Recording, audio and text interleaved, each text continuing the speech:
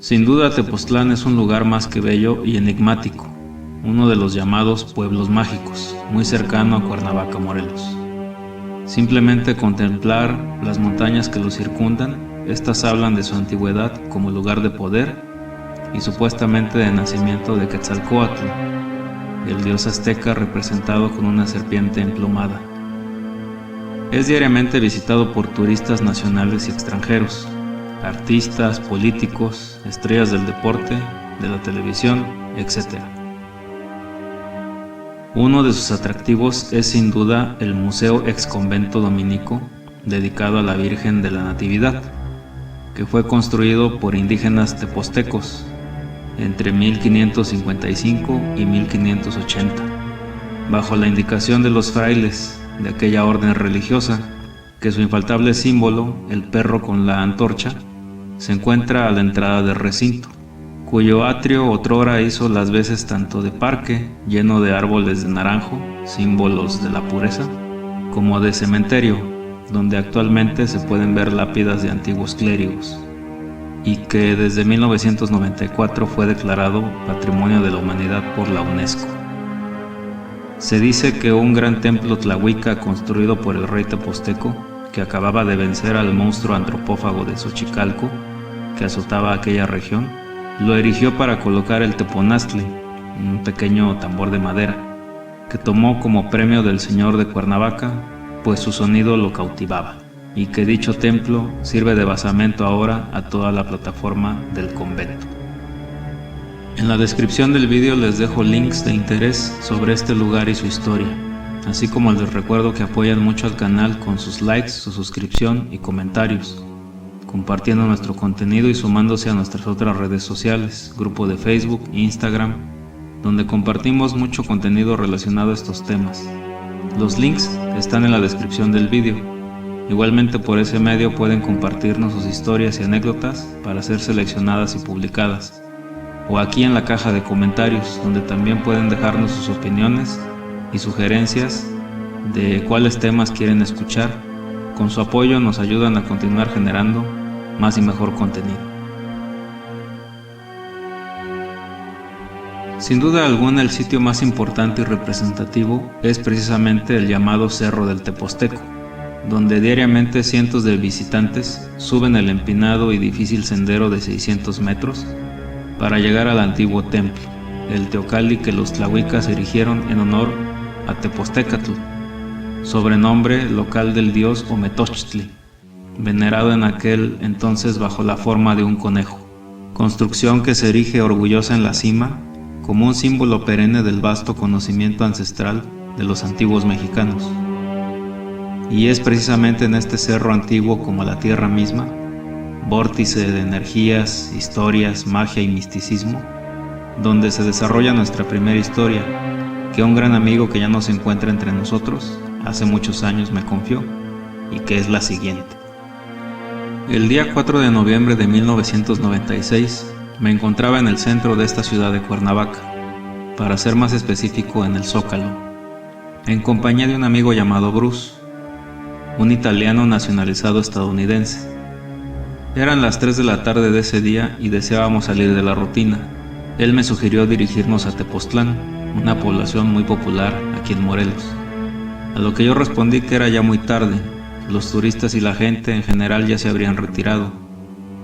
Él respondió que eso era lo de menos y ante su insistencia accedí a ir. En esos momentos nos encontró una amiga llamada Tania, a la cual le invitamos a acompañarnos. Ella aceptó, pero nos dijo que tenía que avisarle antes a su mamá. Decidimos acompañarla y nos encaminamos los tres hacia el hospital del Iste, en donde laboraba su mamá. Después nos dirigimos a la estación de autobuses. Antes de abordar, acordamos comprar un rollo de película para la cámara de Bruce, que siempre llevaba en mano como buen turista, una de esas cámaras fotográficas antiguas. El trayecto en autobús es de más o menos 1 hora, así que llegamos a Tepoztlán a las 4:30 de la tarde. Enseguida nos enfilamos hacia la falda del cerro El Tepozteco, para ascenderlo y llegar a la pirámide que se encuentra en la cima. Al ir ascendiendo nos encontramos a unas personas, las cuales nos sugirieron que nos regresáramos, ya que la hora de visita a la pirámide es hasta las 5 de la tarde. No les dimos importancia a sus palabras, ya que faltaba poco para llegar, y continuamos la marcha. En el transcurso fuimos tomando fotos a nosotros mismos y a los alrededores. Por fin llegamos a la entrada de la pirámide, la cual, como nos habían advertido, estaba cerrada. Decidimos cambiar de dirección hacia el cerro del OVNI, que está frente a nosotros. Comenzamos a subir, y al ir a la mitad del camino nos detuvimos a descansar. Yo me adelanté un poco, comenzaba a oscurecer, y decidí regresar con ellos. Eran alrededor de las 6:30 de la tarde, cuando emprendimos el regreso. Pero se trata de senderos muy cerrados por la vegetación y confundimos la brecha. Nos perdimos por casi una hora. Para ese entonces ya había oscurecido totalmente. Regresamos a donde habíamos descansado y se me ocurrió hacer una antorcha con mis calcetas. Así pudimos encontrar el camino correcto. A pesar de todo, seguíamos tomándonos fotos. Al ir bajando, atravesamos por un lugar al cual yo llamo la Puerta del Tiempo. Es una formación de piedra que parece un túnel sin techo. Son dos grandes piedras que quedan divididas por el camino. Al pasar por ahí nos detuvimos un poco, ya que sentíamos una energía muy fuerte. Estuvimos casi 10 minutos en el lugar sin ninguna luz, ya que la antorcha se había consumido. Seguimos avanzando, ayudados disparando el flash de la cámara, hasta llegar de nuevo al camino del Teposteco, y comenzamos a descender. Ya para entonces eran alrededor de las 8:30 o 9 de la noche. Para quienes no han estado en lo alto de un cerro a esa hora y sin ninguna luz, les puedo afirmar que la visibilidad es casi nula. Todo es penumbra. En ese momento pude observar no muy lejos de nosotros una flama pequeña. Por un momento pensamos que podría tratarse de personas acampando, ya que por ese lugar es muy común hacerlo. Pero después nos vino la idea de que podrían ser algunos de los llamados brujos, muy comunes también en esta zona, que estarían practicando algún ritual por el recién pasado Día de Muertos. O al final de cuentas pudiera tratarse también de una banda de malvivientes fumando algún cigarro, que también son comunes en este lugar. La verdad sentimos miedo. Yo tomé la delantera y continuamos. En esos momentos la flama desapareció y nosotros seguimos con más cautela, cuando de repente se escucharon gritos confusos. Al principio no se entendía lo que decían aquellos gritos. Nos pusimos más nerviosos, además de que el lugar estaba totalmente oscuro, por lo cual continuábamos siempre ayudados por el flash de la cámara. En esos momentos comencé a distinguir mi nombre entre los gritos. Por un rato pensé que era alguien conocido, pero al recordar que nadie en lo absoluto sabía en dónde nos encontrábamos, sentí miedo y duda por saber quiénes gritaban. Tania y Bruce también escuchaban los gritos que me llamaban, entonces los tres gritamos preguntando: ¿quién es? La respuesta solo fueron risas burlonas que provenían de todas direcciones, que se podía distinguir eran de hombre y de mujer. Los gritos continuaban y nosotros seguíamos preguntando que quién era. Lo más extraño era que aquellos gritos no producían ningún eco entre las paredes del cerro, al contrario de los nuestros que siempre lo emitían. Sus gritos insistentes se escuchaban por todas partes, pero pasaba algo raro. Gracias a los gritos nos íbamos guiando para encontrar el camino. De repente volvimos a ver la flama. Enseguida aparecieron varias de estas, y los gritos comenzaron a pronunciar el nombre de Bruce y el mío, pero nunca el de Tania. El flash comenzó a fallar hasta quedarnos totalmente a oscuras. Los gritos seguían insistentes y nosotros preguntábamos, pero por respuesta solo se volvían a escuchar risas burlonas. Continuamos hacia la falda del cerro. Las llamas y las risas nos acompañaban. Dedujimos que eran espíritus de gente fallecida en aquel lugar, o muy probablemente duendes, chaneques de los cuales se habla desde el tiempo de nuestros antepasados. Aproximadamente a las 10:30 llegamos al pueblo, y a pesar de nuestras dudas dimos parte al grupo de los Tejones, que ese es el grupo de rescate de Tepoztlán, pensando que tal vez las voces eran de gente extraviada. Sin embargo, después de pasada la experiencia, reflexionamos que no podía haber sido así. Los del grupo nos ofrecieron un café y optamos por regresar a Cuernavaca. Contratamos a un taxi del lugar. En el trayecto a la ciudad relatamos lo sucedido al chofer. Él nos dijo que las flamas que observamos pudieron ser una señal de que en ese lugar había dinero o que era el recinto de almas en pena. Al siguiente día llevamos a revelar el rollo de película, al cual resultó estar totalmente velado. El encargado de revelado de rollos nos explicó que la película no había captado ninguna imagen, como si no se hubiese usado, lo cual nos resultó muy raro e inexplicable, al igual que nuestra experiencia en el cerro del Teposteco. Les recuerdo a todos, amigos, que si les interesa pueden encontrar la leyenda del Teposteco o del Tepostón en los antiguos videos del canal. Por otro lado, Tepoztlán también es conocido por encontrar sobre sus calles anuncios sobre la lectura del tarot, manejo de energías, amarres, limpias, uso de cuarzos, pirámides y demás temáticas esotéricas. Sin embargo, es la brujería aquella que siempre destaca entre las personas, unas por su escepticismo y otras por el miedo u respeto que este tema les representa.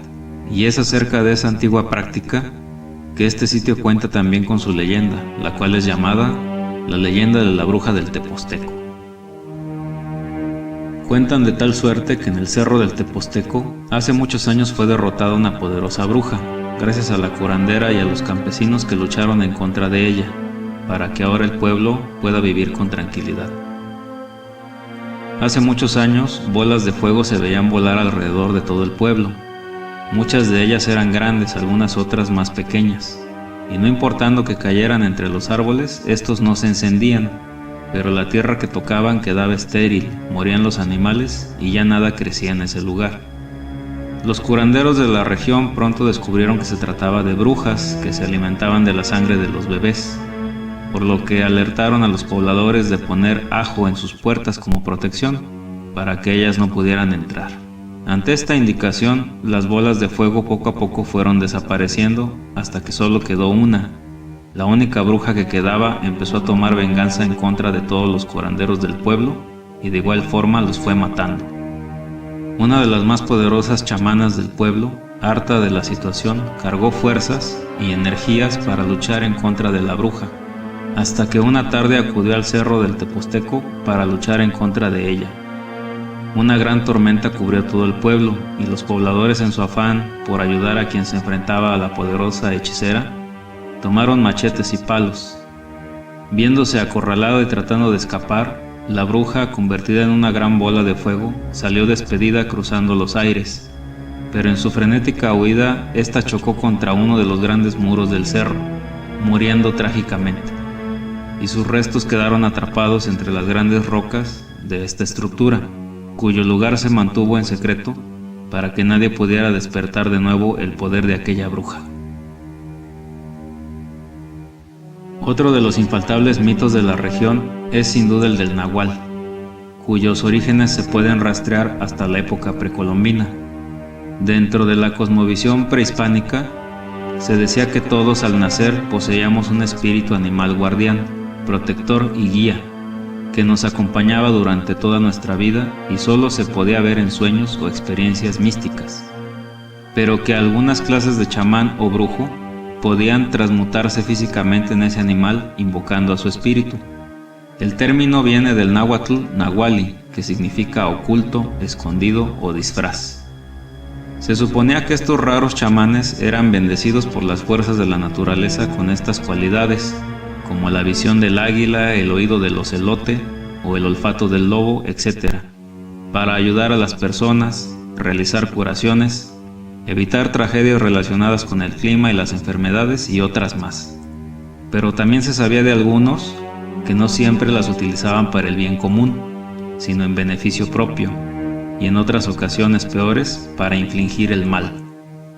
En la cosmovisión tanto azteca como maya, los nahuales eran protegidos por el Señor de la Noche, Tezcatlipoca. La leyenda dice que la transformación solo sucedía cuando el sol se metía, y que algunos aprovechaban para robar semillas y gallinas. De acuerdo con narraciones coloniales que cazadores españoles contaban en la época del virreinato, animales que habían sido asesinados por la noche amanecían al otro día como cadáveres de hombres. Es importante mencionar que en el panteón de dioses precolombinos diversas deidades destacaban por tomar la forma de un animal para poder comunicarse con los humanos. Por ejemplo, Tezcatlipoca era un jaguar, por eso es representado con una piel de jaguar que simboliza tanto el animal como al cielo nocturno lleno de estrellas. Y a veces también era como un coyote. Quetzalcóatl era una serpiente y hasta una hormiga, y Huitzilopochtli como un colibrí. Los animales siempre han formado parte de los mitos y leyendas en nuestra tradición, y es de esta misma fuente que parte la siguiente leyenda.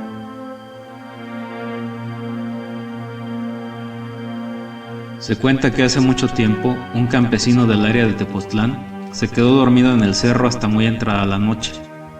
Cuando comenzó el regreso al pueblo, le llamó la atención que a lo lejos se escuchaban voces, murmullos y ruido de agua. Intrigado porque todo aquello no era algo cotidiano, decidió ir a ver lo que sucedía en aquel lugar. Caminó un buen tramo, ayudado por la luz de la luna llena, hasta un pequeño barranco donde había un riachuelo y una poza de agua en la que, para su sorpresa, nadaban y jugueteaban unos enormes peces de color plateado que él nunca había visto. Sin embargo, ante aquel inesperado hallazgo, pensó que uno de esos animales sería comida más que suficiente para él y su familia, por lo que sin dudarlo buscó hasta encontrar una larga rama, le sacó punta con el machete que llevaba siempre consigo y agazapado se fue acercando a aquella poza hasta que de un salto y movimientos certeros atravesó a uno de aquellos peces, con lo cual el resto salió desperdigado, perdiéndose en la corriente del riachuelo. Sin embargo, cuando estaba a punto de sacar el preciado botín de la poza, este comenzó a hacerse más pesado, hasta que ante sus ojos el pez poco a poco se fue transformando en el cadáver de una mujer desnuda dentro del agua. El campesino supo inmediatamente de lo que se trataba y salió corriendo a todo lo que daban sus piernas de aquel lugar. Temeroso de lo que le había sucedido, le contó a su mujer y decidieron cerrar muy bien la casa y tomar todas las precauciones posibles. Sin embargo, a la mañana siguiente, el cuerpo del campesino fue encontrado por su esposa, muerto, atravesado por una puntiaguda rama. Se dice que aquel pez de la poza era realmente la concubina de uno de aquellos poderosos nahuales, y que en venganza el brujo fue a buscar al campesino para matarlo de la misma manera que él lo hizo con su mujer. Otra historia más cercana viene del papá de un amigo que durante muchos años vivió en la entrada de Tepoztlán, justo frente a la central de autobuses de pasajeros conocidos como los Ometochtli, la cual estás viendo en pantalla. El señor fue un escultor y artista muy reconocido, y ocasionalmente atravesaba la calle para disfrutar las tardes con la plática y compañía de los choferes y operadores de los autobuses, a los cuales conocía a todos. Pero durante un tiempo se percató que uno de los choferes más jóvenes y espabilados del lugar comenzó a vérsele demacrado, afligido, ya no platicaba como antes y perdiendo peso muy rápidamente, hasta que dejó de ir a trabajar. Una de aquellas tardes, intrigado, le preguntó a los compañeros de aquel joven qué había sucedido con él, y estos le platicaron lo siguiente. Este amigo venía de regreso de Cuernavaca a la central por la tarde-noche para entregar la unidad e irse a descansar, por lo que ya no subió pasaje en el camino, pero a la altura de la Paloma de la Paz, una persona le hizo la parada, a lo que él respondió con el brazo que ya no iba en servicio. Despreocupado y con su música a buen volumen, continuó el trayecto. Más adelante nuevamente le hacen la parada, a lo que contesta de la misma manera y sigue su trayecto.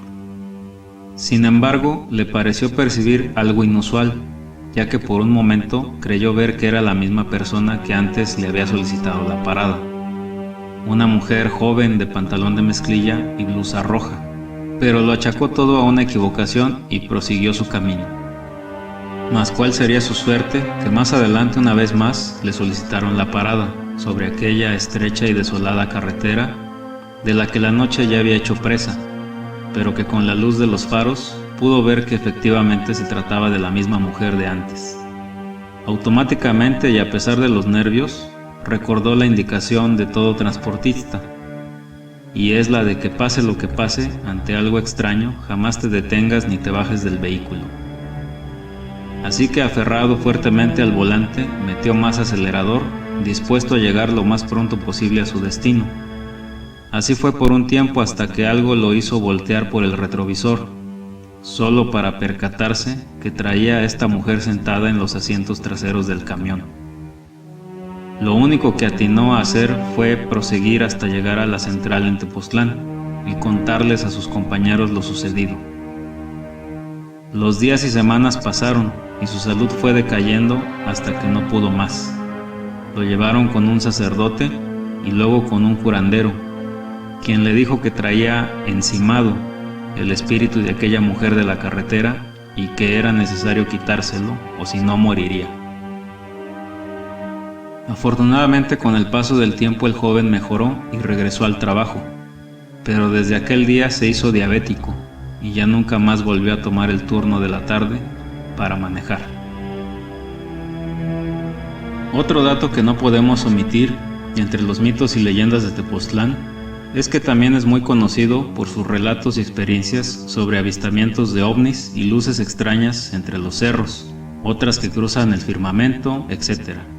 Uno de los casos más conocidos y publicitados en los medios de comunicación por allá de los años 90 fue el del contactado Carlos Díaz, fotógrafo residente de Tepoztlán, que asegura haber tenido comunicación y contacto del tercer tipo con alienígenas que le permitieron conocerlos y tomar interesantes fotografías y videos dignas de ser vistas, seas o no escéptico a estos temas. Sería muy largo contar aquí el caso completo, sin embargo, en la descripción del vídeo les dejo el link de una muy buena y completa entrevista de radio que le realizaron a Carlos Díaz y que tenemos publicada en el grupo de Facebook, la que estás viendo ahora en la pantalla. Un documento muy interesante de escuchar. Solo tienen que unirse al grupo y buscarlo por el título de Carlos Díaz o Contactado de Tepoztlán. No terminaría de hablar sobre todos los relatos que fluyen por las calles, rincones y cerros de este lugar, y puede que todos sean solo supersticiones, cuentos, leyendas, si es que así lo desean ver. Sin embargo, a manera de conclusión, quiero dejarles la anécdota que nos compartió una excelente abogada y profesora en una de mis clases de la maestría en Derecho Penal, de la que fui alumno. Durante la clase surgió el tema muy sensible sobre crímenes en infantes, y entre todos los mencionados destacó uno sucedido en los alrededores de Tepoztlán, aquel en que un padre fue acusado de asesinar a su propia hija, caso del que les dejo el link de esta trágica noticia en la descripción del vídeo. Cuando se estaba abordando el caso en el que nuestra maestra llevó la investigación principal, debido al cargo que ocupaba en aquel entonces, ella nos compartió una extraña situación en todo aquello, ya que entre los pobladores se decía que aquel sujeto era un brujo muy conocido en la región. Cuando fue finalmente detenido, no opuso resistencia, pero durante el tiempo que estuvo en prisión preventiva, esperando la audiencia, la mayor parte de este se la pasaba inmóvil, agachado, murmurando en voz baja cosas ininteligibles, tanto que algunos policías custodios no deseaban tener contacto con él, por ser todo aquello muy raro. Pero el clímax llegó cuando fue presentado la primera audiencia ante el juez y el Ministerio Público. Cabe señalar que estas audiencias de tipo penal son videograbadas en su totalidad. Desde que este sujeto ingresó a la sala de juicios orales, totalmente ajeno a lo que se trataba por el juez y la parte acusadora, él solo se limitó a estar agachado en su lugar, murmurando cosas en silencio, y después de un tiempo, volteaba a ver fijamente a la cámara por unos instantes, con aquella mirada profunda que tenía. Esto mismo lo repitió sin cesar varias veces, hasta que en un momento aquella cámara de grabación de la sala se apagó. Detuvieron la audiencia puesto que en esa condición no se puede continuar. Lo pueden preguntar a cualquier abogado. Fueron los técnicos a revisar el equipo y después de unos minutos se dio la indicación de diferir la audiencia para una nueva fecha, puesto que aquella cámara se había quemado, estaba inservible y no había otra sala disponible para continuarla. Nuestra maestra nos hizo ver que dichos equipos son de la mejor calidad y que en todas las numerosas audiencias que ella y muchos de sus colegas y compañeros habían sido parte, nunca, y lo repite, nunca se había descompuesto ninguna cámara, y que era demasiado extraño e incluso algo macabro que fuera precisamente aquella cámara a la que este brujo observaba fijamente mientras murmuraba cosas inaudibles, la que se descompusiera en ese preciso momento, y no así ninguna de las otras 3 cámaras y equipos de la sala. Coincidencia, mala suerte, falla electrónica. Como siempre, ustedes tendrán la mejor conclusión. Yo les agradezco a todos por quedarse hasta el final del vídeo, que espero haya sido de su agrado e interés, y de ser así, nos regalen un poderoso like, se suscriban, compartan nuestro contenido, nos compartan sus historias y nos las comenten. Esperamos seguir contando con su apoyo para este canal y espero verlos muy pronto. Muchas gracias y buenas noches.